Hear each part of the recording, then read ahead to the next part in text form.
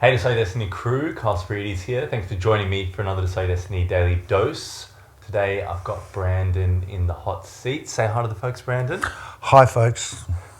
We're going to discuss alternative financial ventures, and I couldn't think of anyone further, greater to sit down to decide to be empowered with your economics and your finance. Brandon to my left, and he is the founder of Orange Brick Road. And what they do is they help onboard people into the crypto space, help people who might have a lot of their finances, investments in property, in shares, in the bank, and he helps them to, bring it over into the crypto space. Is that good representation? Yeah, pretty much. Yeah.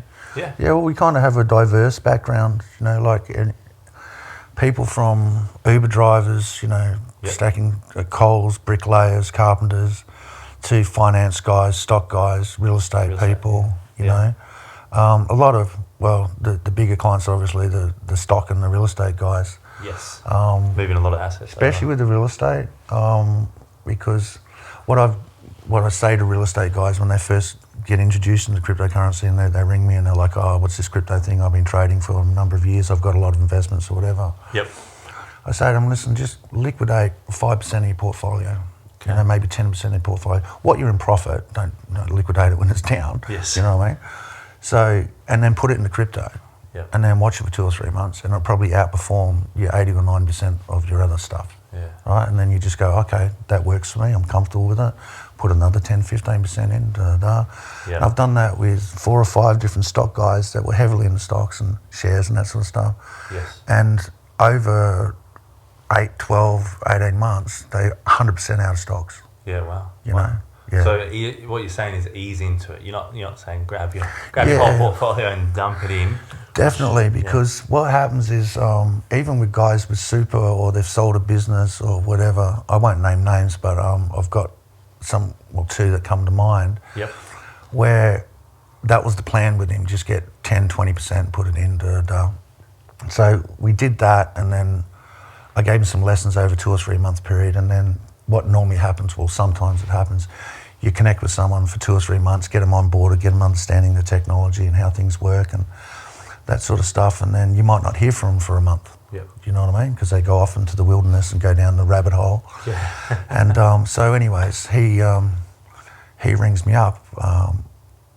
They were actually friends, but anyways, he rings me up and he's like, oh my God, I can't believe this. My portfolio's dropped 25, 30% and I'm like, did you ease in? He goes, no, after a month I just put everything in. Right? Jeez. And we're talking $750,000 on that. My God. Right? And I'm like, well, that wasn't the plan. I'm so tempted to say his name. That wasn't the plan, mate. Because you get a chart that goes like this and like that and down and up and all over the place. Yeah. If you buy here, and just sort of even once a week, every Thursday, the chart's gone from here to here, but you've averaged there. Yes, right. It's people that just pile in and they might buy at the top. And then it sinks. Drops 25, 30%. Yeah. Now, you get 25, 30% in traditional stock market, it drops in a day, people are throwing themselves out of windows. Yeah. In cryptocurrency, we call that Tuesday. It's just another day, you know what I mean? Right. So when you got stock guys that are used to not as much volatility, and then all of a sudden something pumps 38% in a day, they think they're a genius. Yeah. You know what I mean? But it can also drop 38% in a day. Yeah. And then they want to throw themselves out of buildings. Yeah. You know what I mean? So my investment strategy that's sort of developed over the 4 or 5 years that I've been doing it in the crypto market is we kind of just get people to almost do a set and forget where you pick 5 or 6 cryptos and then once every single week it's done on a sequence order through the exchange, and it just, you like round figures, $100, $1,000, 10,000, just add a 0, minus a 0, whatever. So that's like hex, like all the different. Yeah, and you'll go like, just say, I'll use $1,000 as an example, but in your $100, whatever. You would pick 5 or 6 different ones, and then each week they just buy them, and then you have 20 or 30% of your allocated funds that's just saved, and it sort of adds up. So after a month, you've got $200 or $300 in there, $2 or $3 grand, whatever. Yeah. So when things pull back, you can buy back in, or you can diversify. Yeah. Do you know what I mean? So it's like a savings account. That's the best way to do it. And what I generally say to people is, because they don't understand the tax implications, is I don't have the figures off the top of my head and they change all the time, but if you buy and sell something within the first 12 months, I think it's 38% capital gains. Right. Right. 2 years, I think it goes to 28%. 3 years, it goes 22%, and then I think it hits 18% and stays flat. Okay. So you get guys that jump in and goes up 65% and they sell within 6 months. They're paying 38% on that. Yeah, right. So what I'm saying to people is, this is a long game. Yeah. You know what I mean? Yeah. So you want to be building up your portfolio. And what I do suggest is, and these are only suggestions, I'm not a financial advisor. Yep. Most financial advisors I've ever met are broke. They don't have a lot of money, which is ironic, you know. Just add that in there. Just drop little nugget. Yeah. Yeah, because I've dealt with them, and anyways. Yeah. We're not actually giving advice. That's what you're saying. Yeah. No, just guidance. And everybody's different. They have different goals. They have different time frames, time preferences, budgets. Work, for example. I do a lot of offshore guys, mining guys. Why do you think that is, that a lot of people that you've met that are financial advisors are broke? Do you think it's the information? Do you think it's the approach? Or do you think it's the system? And obviously you're very much into thinking outside the box and looking at different systems. Cryptocurrency is a different economic platform.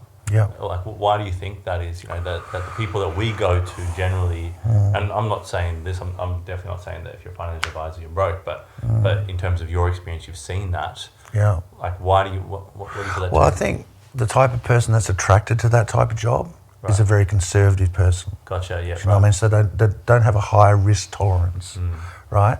And it takes risk to be. You look at entrepreneurs. You look at people that have created amazing things. That's right. That have got made a lot of money. Takes lots of risks. Yeah. Yeah. I mean, even what you do, you know what I mean? You don't have a steady income and a wage coming in and working for someone else and working 9 to 5. Yeah. Right. Yeah. You provide your own income. You know, you're a risk taker. Yeah. Where it falls back on the person. Yeah. It does, on your own personal effort and how much you want to. But saying that, you can put a lot of effort into something and just not very good at it. Yeah. Do you know what I mean? Or the wrong market fit. So that's why entrepreneurs. Some information. Yeah. That's right. Yeah. Not quite educated in the field enough. Yeah. Whereas I think, not to bag on financial advisors, I know a few and they're great people and all that. But they've got a very low risk tolerance. They're also, I'm going to say, handcuffed by regulations and governments. They have to be conservative with people's money. Yep. You know what I mean? They're not really allowed to put them into high risk ventures. Yeah. So there is that as well. So there are liabilities and that sort of stuff. But they kind of work in a different frame. Yes. Yeah. But like, I guess the main thing that I'm taking away from this is that it's different. You can't say real estate, what I know from real estate, the information, the experience, the lessons, I'm going to take all that straight into crypto. Or what I know from shares, I'm going to take all that into crypto. Yep. It's a different game, different kettle of fish altogether. And the people that think that it's kind of like that. I think it's a Japanese proverb that the one who thinks he knows everything knows nothing at all. Yep. And it's like, you've got to come to the new platform with new information and new. I guess one of the big questions that I have, or maybe taking a stab, but one of the big things is, how do you use it? So you're looking at cash, you're looking at the fiat currency, system. You're able to transact, you're able to move it around, you're able to get it flowing a lot. Yep. And I guess that's been one of the not drawbacks, but one of the obstacles to overcome with crypto is the accessibility and use case. Yeah. Well, what do you do with a Tesla stock? What do you do with the BHP stock? Yeah, you're right. You don't. You just buy it and the number goes up. Yeah. You know what I mean? Hopefully. Yes. You don't get dividends off it. Yeah. You don't get any income stream off it. Yep. So there is the speculative nature of cryptocurrency. There is that. But going just one step back and remind me of that point, because hopefully I'll get there and not go down a rabbit hole. Yes. But when you're onboarding people, what I say is, look, for the first 3 to 6 months, you're not going to even have your feet on the ground. Right. There's a lot to learn. Yeah. Righty? So that's why I like setting them up on set and forget. Do you know what I mean? So while they're going through that learning adjustment period, Because it's very, very hard to pour tens of thousands of dollars into something that you kind of, don't get me wrong, people do. Yep. But yeah, learning about blockchain technology, the difference between blockchains, their use cases, what they're for, what the growth is on it, and the use case, like the difference between Cardano and Decentraland, for example. Yep. You know what I mean? And Web3. Yes. So it's all about adoption. So basically, a lot of cryptocurrencies are different, but how I sort of equate it in my head is with fiat currency, they just can print more. Yeah. Righty? With cryptocurrency, it's limited. Yeah. Righty? Now, some of them do have inflation, but the inflation is capped like 3 or 4 or 5% per year. Right. Okay. Righty? Yeah. So if you've got round figures, if you've got a 5% inflation, but you've got a 15, 20% more adoption per year, Yep. it pushes the value up. Okay. Right? So more people that are using the protocol for its use case, right? Whatever that may be in its own space. So the more people that are coming into it, and it's capped. Do you know what I mean? Yes. They can't just print more stock Yeah. and suddenly, I'm going to make 100 billion more Bitcoin. Yeah. It can't. It's in code, it's locked, it's immutable, nobody can change it. So there is that certainty. Yeah. It's the same with gold. You invest in gold and they have a certain average production per year, Yeah. Backed by gold. Yeah. but they could find a brand new gold mine in the middle of somewhere that could put more gold onto the market. Yeah. Like the diamond trade, I won't even go into that, right? Because that's manipulated to its, you wouldn't believe it if I told you. We never used to sit down, propose with diamonds and all these different sort of things, and then it slowly, bit by bit, came into TV and movies. And, That's right. And then now that's like an And they artificially hold up the market, Yeah. righty? Because they'll only let out a certain amount per year. I feel like that's pretty widely known now. Yeah. Not so much 5-10 years ago. Yeah, do you know what I mean? But now with the invent of YouTube and, although YouTube's a cesspool nowadays with the banning and all that. Podcasts and social and... There's a lot more information. Yeah. I mean, back in my day, you're a lot younger than me, but back in my day, you couldn't be like, oh, what's the name of this book, and just get on your phone and look it up. You got Wikipedia, you've got Google, you've got instant information. Yeah. And I think that's what's also helped cryptocurrency in a sense where before, if you were to invest in a stock or whatever, you go to a stockbroker. Yeah. Right, you have to have a minimum of, I don't know, $40,000, $50,000. Yes. You know what I mean? Yeah. Or $10,000 buy-in or whatever. They buy it for you. They do all the brokerage and that sort of stuff. Yeah. And you can't really educate yourself on it. Otherwise, getting it sent to you in the mail or whatever. But now you can access everything online. You can trade online. Yeah. You have the ability to learn online, do courses online. Yeah. You know what I mean? So the Have whole digital dynamic. mentors and And that's what, exactly. And that's why sort of this younger generation, I'm kind of including myself in it. Yes. You millennial you. Yeah. We use resources online to educate ourselves. Yep. Whereas the ability for that to happen back in the stock trading days, not so much. Well, it didn't exist at all. So we are getting a lot, but with younger people, I like to get them to understand, how can I put it? If you get someone that is a young guy or whatever, and you get them to put $50 to $80 a week out of their pay into crypto, right? And you say to them, hey, listen, instead of buying Uber Eats twice a week, do you know what I mean? Or going to the pub or whatever and blowing that, expendable income that you've got, you put it at that 60 or 80, even if it's $50 or whatever per week.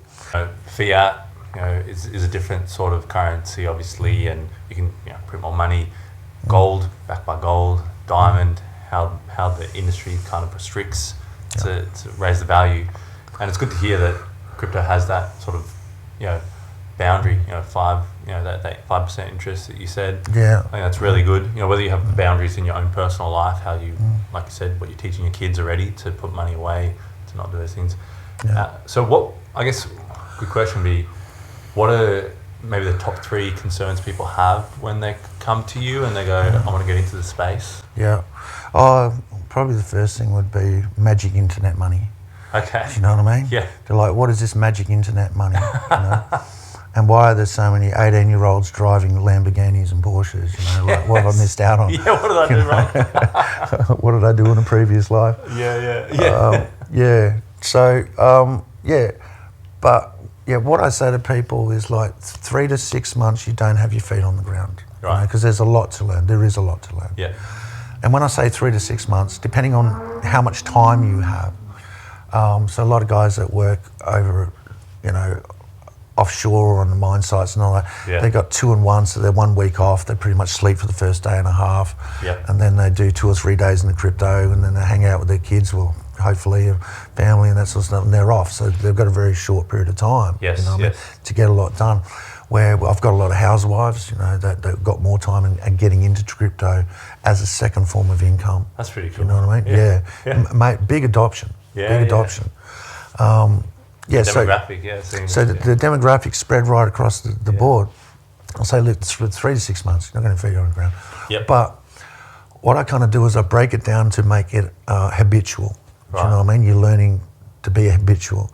And I get that from a music background and teaching music and that sort of stuff. It's like you can do 10 hours in a week of something, but if you do it 5 hours one day, 5 hours 4 days later, you're going to get less value than if you had done an hour and a half per day. Yes. Do you know what I mean? So every single day. So I have my habits, which are, different to other people because I do this full time. Yep. But I get up and generally have a cigarette and a coffee, which I've got to stop doing. I did quit for a while, but got back on them. Oh, I'm going to say 4 months. Yeah, I quit just recently too. That's good. Yeah. No, I felt heaps better too. The 4 months is the it's building all of this and getting it all organised where I just go out, have a smoke and sort of check out for 5 minutes and then come back. And so I've got to make a more healthy way of spending that 5 minutes, A new discipline, go out and, I don't know, listen to chimes. I don't know what it is, go out. Something. Do something. Yeah, so like, for example, you get up, do your thing, whatever you do, yoga, I don't know, whatever, and then spend an hour learning, you know what I mean? And then take a break and then do another hour. Because you also get a lot of people, especially the housewives and, people that have got 2 weeks on, 2 weeks off of their 2 weeks, they just go hard into it. Right. Another person comes to mind, actually. She was in traditional finance for 25 years, red-pilled, orange-pilled into crypto. Yes. And just went hardcore, like 8, 12 hours a day into it, And I keep on wanting to say her name. But I said to her, because she's frying herself out. I'm like, listen, once again, I went to say her name, is you're better off doing 2 hours, taking an hour off, doing 2 hours, as doing that, because you're doing the 6 to 8 hours, but you're only absorbing the 2 or 3 and you're burning yourself out. And my habit is, and it's I don't know if it's a continental thing or European thing, is between 1 and 3 I take a break. You know what I mean? I put on a podcast, close my eyes, do some meditation, just get out of the mind frame. And then I spend 2 or 3 hours after, between 1 and 3, and the amount of work I get done after that is a lot more productive than the little space. So when you first get into crypto, there's so much to learn, and it's what I call shiny object syndrome. You see a crypto, then you get a YouTuber that says, buy these ones that are all going up, and then you're off here, then you hear this and you're off there, and then you're looking up this and you're looking up that, and you're all over the place. Where my basic plan with people is you get consistently performing cryptocurrencies. They might be 8 or 10, and you invest in them regularly. When you've got big money coming in, you've sold a boat or your motorbike, or you sold your lounge chair off Gumtree or whatever, you got $200 or $300, then you can look for other projects, you know what I mean? But you have that consistent buy-in. And then after a year or two, you look at what's in profit. So example, you bought Cardano, round figures again, add another zero, $1,000 worth of Cardano. Now it's worth $3,500, righty? I'll take $500 of that profit and I'll put it into another cryptocurrency. You know what I mean? So I'm using my profits to diversify, right? And then you can do over diversification, like that's what I do, because I have shiny object syndrome. I hear about a new protocol, I'm very excited about it, and I'm like, I do my research and I'm like, I'm going to pile into this, and I do, and I ended up 25, 30, 40, I couldn't even tell you, different cryptos, and you're looking at it, you can't follow them or you don't know when you bought them, how long you had them for, you know what I mean, it gets too messy. You can't track it. You know what I mean? So And then what you do is you just level down, and I've done it just regularly all the time. Yes. Cut it back. Yeah. But once you diversify, and then round figures again, put $500 into something, that turns into $1,200. Yep. I'll take that $500 out that I initially invested and let that run. And I'll put that $500 somewhere else. Yep. Do you know what I mean? Yeah. So you're using your initial investment to gain and then diversifying. So that's after like a year or two, you sort of diversify. Yeah. But if you have a good structured investment plan from the start to build a solid performing portfolio, it then gives you the ability to not use your own money to diversify and get big gains. Yes. Do you know what I mean? Yeah. So that's how we work. Yeah. What would be, I guess, advice for maybe people that are a bit older? Because I guess a lot of people that you kind of get in, you get young people, you get kind of people in different industries. But what if someone's like, actually, a friend of mine, he's in his 80s, and he's said he's getting into it. So Yeah. you know, which is quite interesting. You're never too young to learn. You only get old when you stop learning. Yes. Do you know what I mean? When Yeah. you get that ability where I know enough, I don't need to know anymore. Yep. And I think not only do you mentally decay, you physically decay as well. Yep. Do you know what I mean? Because you're sort of shutting yourself off. Had similar experiences, older guys, amazing, you know. And you get them on Zoom or Skype or whatever, and it's hilarious because the experience is, you know, how do you screen share? Yes. You know what I mean? The bottom to the right. No, the other right. No, the bottom, not the top. Right? No, don't click that. You know what I mean? And you're just having this fight. Yeah. And it is hilarious. And it will take 2, 3, 4 lessons sometimes before they got it, and they've got it then. You know what I mean? Yeah. But it's always a funny little fight, you know, and and they're talking like, your microphone's not on, bro. Yeah. Your microphone's not on. Where's your camera? You know what I mean? Yeah. But that's why it's a personalised service, and what we provide at Orange Brick Road is because I'm a very visual, hands-on type of guy. Yes. Right? I want someone to go, because even that exercise bike, right? It came and they delivered it and it was in this box, right? Same with the furniture, same with the desk, same with everything, right? Yeah. All boxes, And I'm just like, oh my God, reading the instructions. I'm like, too hard. Got someone in, just done it. Yeah. Right? Show me how to do it and I can do it, right?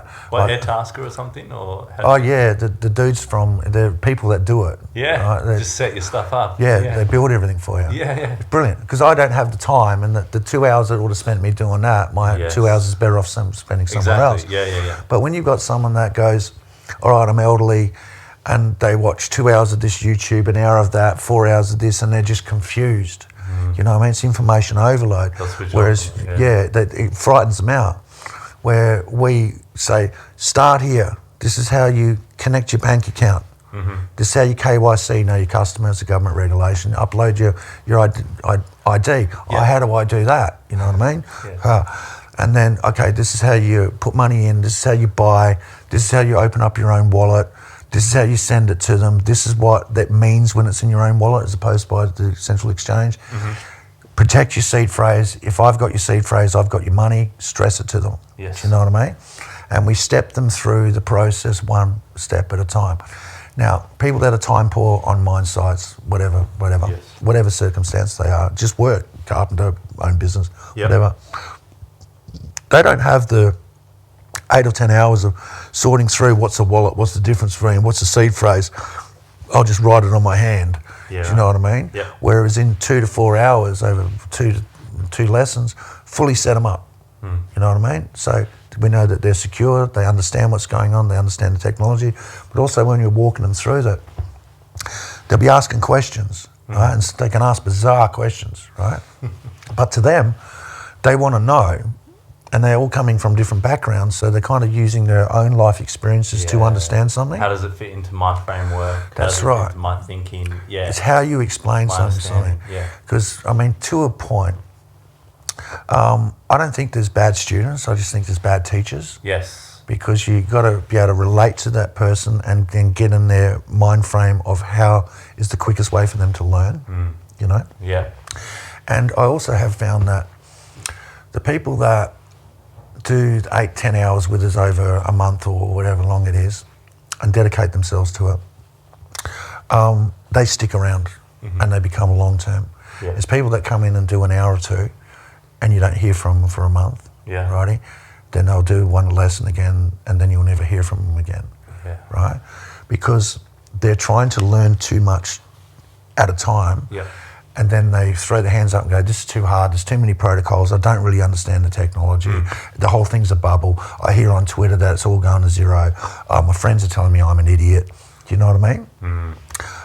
So many different opinions people have to, you don't have to take on, but like people are negotiating with, you know, Yeah. family, friends, someone on That's YouTube, right. someone, But you person on this TV. you listen to people that, one, don't have a vested interest, Yes. righty? Now, a lot of family members, their vested interest is protecting you, and that comes through love. Yes. You know, they don't want to hear about you getting wrecked, Yeah. you know what I mean, and losing your money. Yeah. So, you know, it comes That from a means good place. retreating away from risk. It does, Yeah. you know, and that's what you want to do with loved ones. You want to protect them. You don't want them to go out and Yeah. I prefer to go, here you go learn, Yeah. you know. But it also is a lot of ignorance and them understanding, and also it can be even jealousy. Do you know what I Yeah. mean? You're off learning something I don't really understand, you Yeah. know. So there's a lot of dynamics. Yeah, because when you're doing something, you're pointing out that the other person's not. When That's you're- right, yeah. exactly. Yeah. I'm improving. Yeah. I'm learning something new. Yeah. You're still flipping burgers, Yeah. you know, or That's like whatever. a pain to them. It's like Yeah. how they take It's almost a form of jealousy, Yeah, you know, and it spite. is.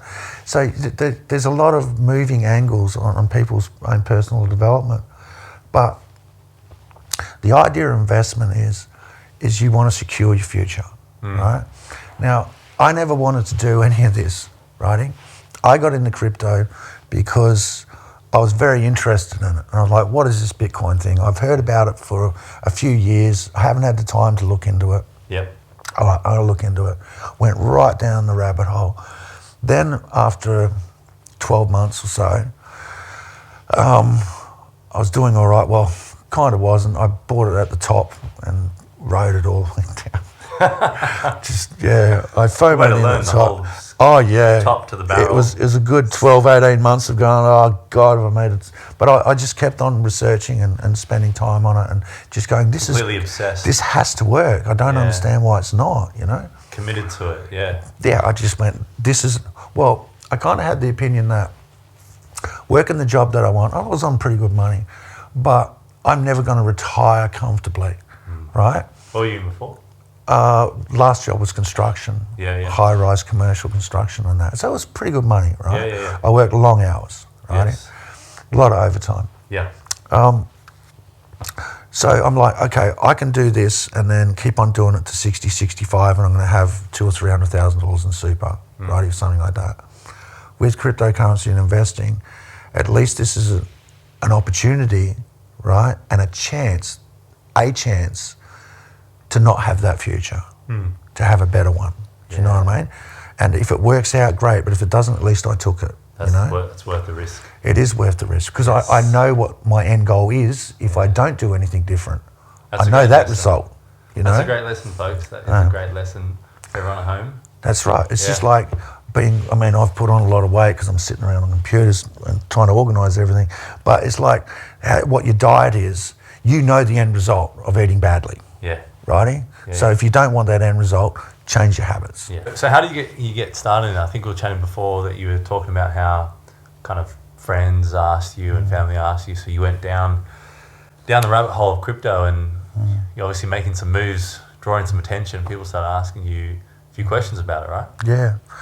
Yeah, just they were curious, you know, they saw I was doing all right in it, and I was obsessed with it because that's all I talk about at barbecues and just at the pub or whatever, you know. So you're promoting it. Yeah, I was definitely a shill, because it just had so much impact. And the people, the community too. I mean, it can be toxic at times. You know, you get a lot of maxis and certain coins and all that sort of stuff, and it can be quite toxic. Explain that. What's that? Oh, like a Bitcoin maxi. You know, they are people that are into Bitcoin and that's it, and everything else is a shit coin. And then you get someone that's 100% of the Cardano. Oh, that's all. Everything else is a shit coin. You know what I mean? They've got no horizon. It's just with these ones. Yeah. So there is Hardcore. there is a bit of that, but the crypto community Yeah, they're just the best people that I've met over the years. Awesome. And also getting people into the crypto community. An example, once again, won't say a name. So the crypto community and the culture. Yeah, it, definitely. And the impact it has on people's lives, because like I onboarded this lady. She's very, very smart. She's like a biochemist, worked in laboratories and stuff like that. Yeah. And she happened to break her foot or her leg or something like that. Yeah. So she was all whatever, and so she had a bit of time off, and she'd always wanted to get into it. So anyways, she called me up, and I got her into it. And just on a side thing is, once you spend a lot of time with people and you're educating them and that sort of stuff, most of my students would become very close and good friends. You know, I've got to know them personally and that sort of stuff. And it's such a diverse background of people that get into it. So not only you make really good friends and good connections, but you also get to see the diversity of the human nature. Yeah, you know what I mean? cool. So Yeah. guys that are different, and you learn from them a lot too. So you wouldn't have connected with some of these people in the way Oh, that you absolutely did not. this you tool. know, because you are spending a lot of time with them. Yeah, you know. And anyways, and we spent 3 or 4 months, and she got hard into it, and then I didn't hear from her for a month or two. We text and all that. Oh, how you going? You know, yeah, I'm all right. I'm just, you know, going through some things and whatever. She had some personal things going on. Yep. Then she rings me up, and I'm like, hey, how you going? She's like, oh, listen, and she's voice is breaking up and cracking and all that. And I'm like, Jesus Christ, what's wrong, love? What the fuck's happened, you know? Yeah. And she goes, oh, I can't thank you enough. I'm like, why? What's going on? She goes, I hadn't checked my crypto for a couple of months, and this is during when it went parabolic. And she goes, I've got $28,500 in crypto, right? Yeah, and I went, yeah, that's about right, mate. And she goes, I've never had $280 in my bank before. Wow. You know, and she's a single mum. Yeah. Righty? She goes, this has changed my life. Wow. Right? And she was like crying. I'm getting fucking emotional talking about it. Yeah. You know, and I was like, shit. That's you know, I'm like, that's what what it's for, babe. You know, And she goes, oh, I just can't thank you enough and all that sort of stuff. And it kind of, and then when I got off the phone, because it was a very emotional phone call, because I got off the phone and I was talking to her, and I'm like, to have an impact like that on someone's life, you know, it changes their life. Not only their community, educating themselves, financially finding some freedom. You know, it's not a lot of money to some people. Some people it's a lot. It's you know, bugger all or whatever. It's just that start or that little leg up. That's right. That can create that momentum. Look at how many people don't have $2,000 in their bank. Look at how many people cannot go for a month or two without an income. Yeah. Do you know what I mean? Yeah. So this is an opportunity for them to get that freedom. Economic freedom, financial freedom. So that was when I went. Which is the main focus is freedom, isn't it? It is. Yeah. It is, you know. But also self-improvement. Yeah. You know what I mean? Yeah. And like I said before, how you view money and having a long-term horizon on things and that sort of stuff. So it was a very powerful impact.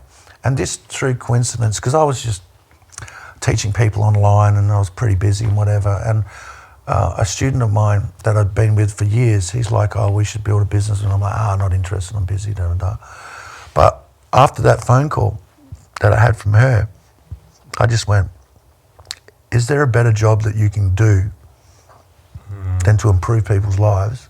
And this might sound corny, I don't give a fuck, right? I honestly don't. To improve people's lives, better them, get them some financial freedom, and to just change and alter their future. Yeah. Because without that, she would 9 to 5, maybe get 150 grand in super. Do you know what I mean? But never getting ahead. No. For herself or a Because kid. if you're not doing something that's outside of 9 to 5, the one thing I can guarantee you, even if it's a second job, do you know what I mean, or whatever, one thing I can guarantee you, especially with the printing of money and how the financial system's working and, you know, how the market cycles work, you're going to retire broke.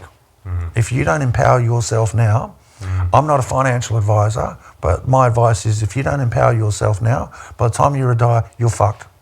Yeah. And that is a certainty, right? That's not a maybe, that's not a bit of grey. Yeah. That is like, so if you're not doing something now, building your own second business after your 9 to 5, investing in crypto, doing something, even going to the markets and selling stuff on the weekend and getting that extra money and saving it or putting it in somewhere.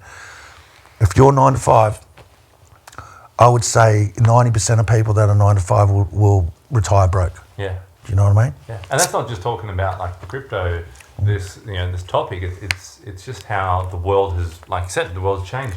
My grandfather, my grandparents raised me, and my grandfather, would say like, I don't understand how you're expected in this country to own property.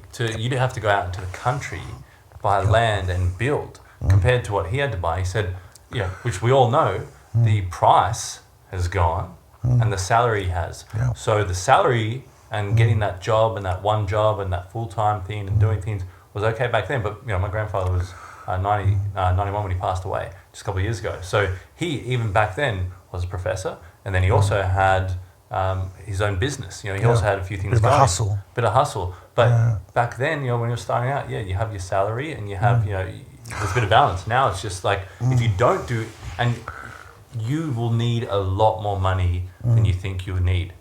Yep. You're out of work for 6 weeks. Yep. You've got medical happens to you. Whatever it is, you will always need. And it's not about having this love for money, this lust for money, and you're just a capitalist. It's actually about protecting your family, protecting yourself, having some security, having some foresight, because you're going to need it. Yep, 100%. Because if you look at the last, I don't know, probably from the 1940s, right? They used to have a single income household. Yep. The dad went out. Yeah. With his income, he could support his wife and a family. Yeah. Then it's turned to the wife and the family. The husband and the wife have to work, and they just break even. Yeah. Now the kids don't move out. They stay a lot longer. So they're renting rooms off them, which is another form of income, but they can't afford to go out on their own. Yeah. So now you've got basically, instead of a one income household that can support a family, now you've got a family that has to pretty much stay together. Yeah. Do you know what I mean? Yeah. So that is a grim reality of what we live in. And it's not like that, it's quality time. It's not like back then where the mum was at home always with that energy of that kid as the kid was growing, changing. Had the weekends off, take them to the football, go to sports days. Because you don't even have time to do that now, and especially with fly in, fly out, and just life, Like people are working and then they get home, they maybe see their kids, hang out with them a bit, whatever. So the family dynamics changed, right? So the kids they spend a lot more time at home. Some of them don't move out to 24, 26, right? And they would like their independence, but they can't afford to. Yeah. Now, that's an important part of their growth, yeah. It is, But one thing that you can guarantee, right, is the way that, not to get too political, the way that governments work and what they're doing, there's nothing more permanent than a temporary government measure, right? Yeah. Now, this is as good as it's going to get, Yeah. And it's not very good, So you're talking 10, 15 years, and we've got both the wife and the husband working long hours, probably jobs that they don't like. They don't have the energy to explore other opportunities because they've raised their family. The kids are staying a lot longer. Even their girlfriends come and move, you know what I mean? And it becomes that. This is as good as it's going to get. And to deal with the stress, there's endless distractions. That's right. Yeah. Netflix, you know what I mean? Just take you out of the reality of your life. So you don't have to that's deal with right. it. Yeah. Because I think it was Henry Ford, said that if you love what you do, you don't work a single day in your life. Yeah. My grandfather said the same thing, actually. Right, brilliant. He had this big smile on his face in his bedroom and just said, God, man, I haven't worked a day in my life. I love coming to work. Yeah. Do you know what I mean? Most of the time, I don't like leaving, and I have to have formed habits where I have to go, you need a day off because your productivity is declining, because of the fatigue. Your podcast siesta. The what? Your podcast siesta between 1 and 3. What's that? You have a rest. Oh yeah, right, gotcha. Yeah, but I coined it. But sometimes I don't. I will just not even look at the markets for a day or two. Do you know what I mean? And that respite that you get. Yeah. But imagine being like that all the time and you didn't have the opportunity to check out. So that's why substance abuse, alcohol, that's why food, people act out. aggression, because they're not happy where they are, you know. So investing and getting people onboarding and it's, yeah, I make good money out of it and I've done extremely well out of it and that sort of stuff. But it's more about, once again, going to sound corny, it's empowering people to take control and alter their lives, you know, and that's what I give a shit about. Decide and that's their why destiny. That's right. They decide their own destiny, bro. Yeah. You know? But to decide your own destiny, first you have to make the decision. Yeah. Now, anyone can make that decision, but then you've got to have the balls and the follow through and the discipline. And I like to break things down in the sense where I go, listen, your life is, I don't know what it is, go to work, come home, crack a beer, sit there, drink 6 beers, have your food, have 2 more beers, go to bed. Got a pretty good life there. Yeah, and that's their life, right? Yeah. So then you go, listen, in order for you to change your life, you're going to have to alter pretty much everything you do, Habits. right? But don't alter it all at once, No. righty? Because it becomes too overwhelming, it's too fatiguing, it's too much commitment. And then you relapse, Change an hour of the day Yeah. and do differently. Walk the dog Yeah. instead of the 3rd beer. Yeah. Do you know what I mean? Do something else to replace it, and then once that becomes habit, you get a reward from it. The serotonin kicks in. Yes. And then you go, oh, I've achieved that. A small goal. Yep. You know what I mean? Because a lot of people go, I need to alter my life, and they just go hard. I'm going to do yoga at 6:30, then I'm going to go for a run. I'm going to stop eating this. I'm going to just eat vegetables. All 6 days after New Year's, you know, I'm going to hit it all, and then it's like that's a right. week later, what happened to your plans? That's what happened to right. your goals? Because you're trying to do too much too quick. Yeah. And it's the same with learning with crypto and all that. They want to spend 8-12 hours, I've got to learn the market, bite-sized pieces, change your life, change your habits. You know what I mean? But do achievable goals. Yeah. And then if you don't do them, don't beat yourself up. Just go, okay, I've either overstretched it, where I'm saying I'm going to go 2 hours and I'm not doing that, so I'm going to make it an hour. If that doesn't work, make it half an hour. If that doesn't work, make it 15 minutes. Do you know what I mean? But get something that alters in your life. Find your launch pad. And build from it. Because a lot of people like to say they want to alter and they just go too hard and you just burn out. Because you've got 15, 20, 30 years of habitual learning in your life that you're now trying to undo them 20, 30 years. You know, you're not going to do it in 2 or 3 weeks. No.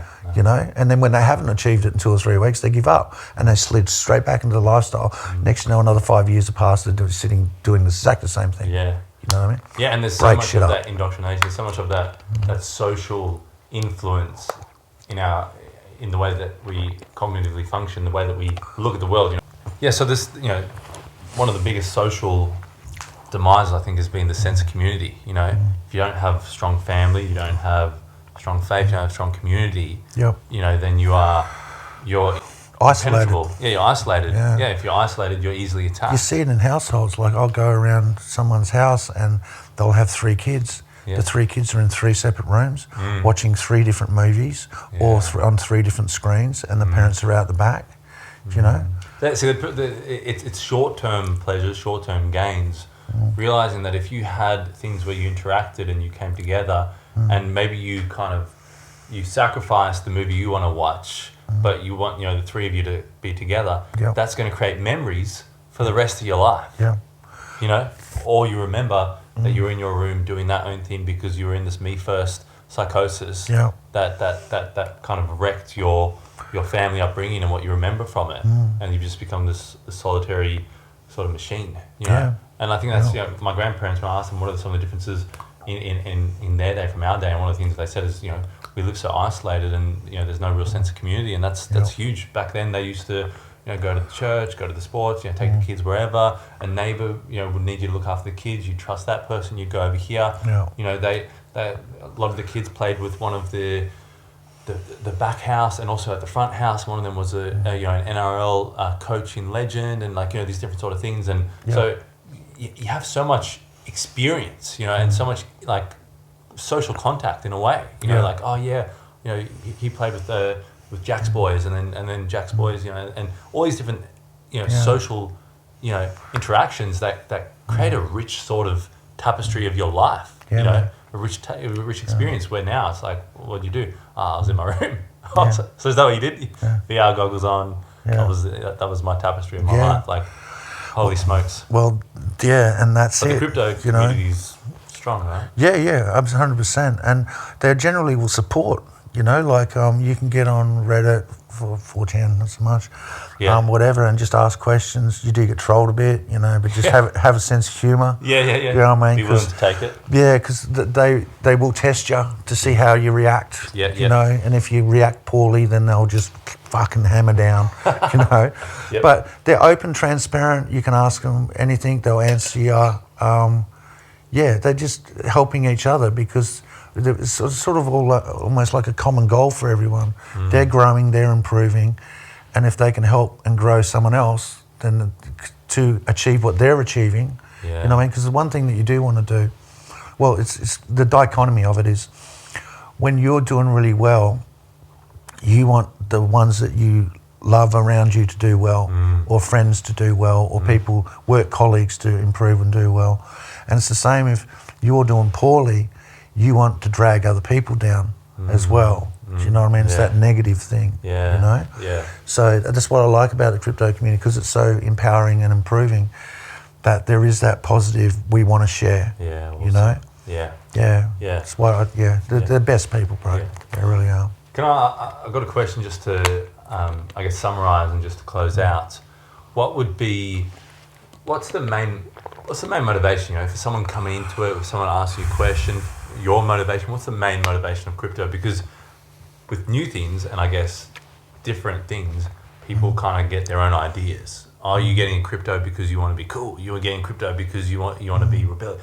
Whatever it is, people have these little labels that they'll put on people. Okay. But I think it'd be great for you to summarize what's the main, financial freedom or personal growth, empowerment. What's the main motivation or reason for people to get into the crypto space, so that they know as well, because it's that clarity, I'm just experimenting, I'm just chugging someone told me to do it. What's the main reason? I think, excuse me, probably pretty much everything we covered. Yep. Is the improvement and just, look, if you don't do it, you know what your future is, and for most people it's not all that bright, so at least give it a go, because it will, and I've seen it over and over and over and over and over and over and over again. It changes people's lives. It literally alters their lives, just with their community. Yep. But the naysayers, and you will get a lot of people. I mean, when I first started, naysayers and haters, they were just, the crypto, the Bitcoin thing, and I was just like, no, I think I'm onto something. If you ever want to know what the mainstream media have to say about anything, because the people that are negative towards something generally are getting their information from mainstream, righty, or from work colleagues. And misery likes company. And it does, righty. And anything new that's outside their scope, they will not, and they don't understand. Why would you listen to someone that doesn't know what they're talking about telling you you're doing something wrong? Right? Now, fair enough, if they've been in it for 5 years and they understand it and they're saying not to do it, I'd listen to that person. But someone that knows nothing about blockchain, nothing about technology, because I've got the article on the presentations that I do, and it's from the year, I think it's June 2000, headline in a newspaper says the internet is just a passing fad. People aren't adopting it. It's the headline in the year 2000. That's what they were pumping out to people, right? The people that are writing articles, the people that, even CEOs, the CEO of Nokia, I believe it was Nokia, I might have got this wrong, but one of the CEOs of one of the other phone companies were saying about Apple is, this is going to be a fad. It doesn't have a keyboard. This is going to be over. Who was over? That's right. I'm pretty sure it was Motorola or Nokia. Okay, it was, I know exactly what you're talking about. So don't be deterred. I guess the message is don't be deterred by, because people will look at it as a threat, and if it threatens their safety, if it threatens their current reality, and maybe the current reality is shite, but they know it. And if you're threatening to get them out of that. But what I'm gaining from is the main motivation, the main reason is actually responsibility. It's ethical responsibility to your future, to your loved one's future. It's not something new. It's not, to diversify. It's not what you're saying is it's an ethical responsibility. Yes. Yeah. Yeah, 100%. Because not only have I set myself up, I don't need to work for the rest of my life, right? At all. And if you're in your other job, that's guaranteed. Yeah. That I'd have to work for the rest of my life. Wow. I'm So more you flipped the important setting up my kids and leaving them something and legacy. That sort of stuff. Because that's what it's all about. It's all about just look. You're not going to get ahead. You're just not. The system is not to get too political about it. It's not designed for the normal person to get ahead. It's just not. It's just not. And it's not changing anytime soon. As a matter of fact, they've printed more money in the last 18 months, 2 years, than they have in the last 60, right? I've got on my charts in the presentation. Since Bretton Woods and going off, it goes like this, and then the last 2 years, the printing of money's just done that. It literally has just gone parabolic, righty? Yeah. So if you want to hedge against money, oh God, I don't even know where to start. Like,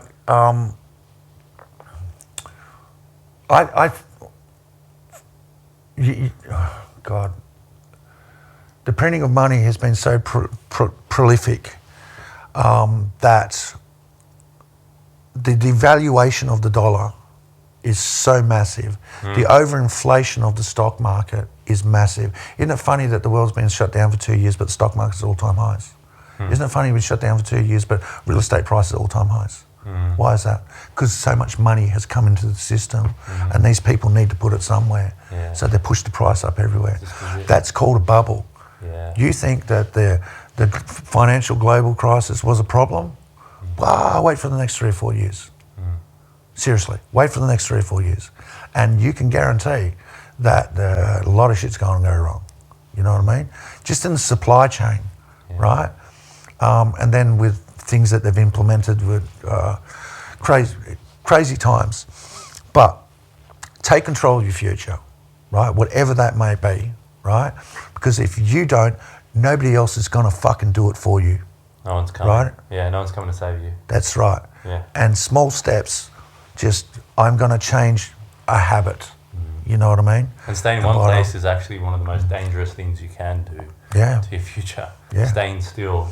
Because you're guaranteed that you're going to go nowhere. You know, if you stay still, both in your education, come on in, mate. Both in your education, but also your finance and your family. If you're not growing, you're dying. Yes. You know, and that's both mentally, because even people that retire, you know, I won't use that example, but people that retire and they go, okay, this is it for me now. And they just sit in front of the TV, just eating. Do you know what I mean? They don't go out, they're not stimulated. And an example, the guy works hard all his life, and then he retires, and in 2 or 3 years' time, he looks like he's aged 20 years. Yeah. You know? My grandfather had the same experience. He was a professor for teaching people architecture, and he looked, you know, so he was retiring, and someone, you know, tipped him off and just, you know, gave him a bit of good information and said, look at what happens to everyone who retires 2 to 3 years. And there was such a high percentage of people that passed away 2 to 3 years. 2 to 3 years. Not old people, but they passed away. So he set up his business after he left. Okay, cool. Yeah, because they stopped their social structure, which is stimulating. You know what I mean? Interacting with different people, different personalities, different goals. They've stopped their routine. They've stopped achieving things. Like even at the end of the day, even if your job's shitty, if you feel like you've earned a beer, you've achieved something. Yeah, do you know what I mean? Sense of progress. That's right. Yeah. Okay. Now imagine having that at 20 years old, where you're not going anywhere, where you're not achieving anything, you're not getting stimulated, you're not growing, you're not improving, you're fucking aging. You just don't know it yet. You know what I mean? Yeah. We're about growing. For the youth, Yeah, bro. That's what I do. I talk to the youth. I love it. Thank you for the conversation. It's been great to learn more from Brandon, and I really love a lot of the, we got passionate, you got teary there for a sec. Yeah, got a bit emotional. Have to get you some Kleenex. No, but you're passionate about what you want to do, and it's about that ethical responsibility for your future, which I think is such an important, topic to discuss. No matter the amount of distractions in the world, that's the main goal. Like freedom. Are you setting yourself up for freedom, or are you setting yourself up for shackles? So that's the message. But thank you. No, thank you, brother. That was good. Yeah. It was weird, but it was good. Weird, but good. At least you can cry on my shoulder. That would probably be the next level. Cool, man. All right, let's have a beer, right? Yeah, sounds good. Lovely.